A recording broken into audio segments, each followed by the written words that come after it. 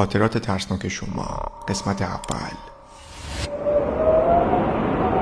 تقریبا چند روز پیش توی خونه تنها بودم و خانوادم به خاطر یه کاری رفته بودم بیرون. ساعت تقریبا 2 شب بود. آسمون قرمز بود و باد واقعا وزش ترسناکی داشت. خونه ما قدیمی و ویلاییه. در خونه رو قفل کردم و منتظر بودم تا پدر مادرم بیان خونه. نمیدونم چرا ولی از بچگی حس بدی به گوشه های دیوار خونمون داشتم و هیچ وقت جرئت نمی‌کردم توی تاریکی به اونجا خیره بشم. نشسته بودم و تو فکر و خیال خودم بودم که یهو حس کردم یه چیزی گوشه دیواره.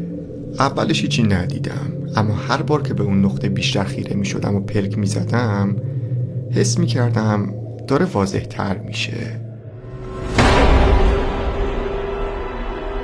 که بعد یکم بیشتر پلک زدن خیلی واضح دیدمش.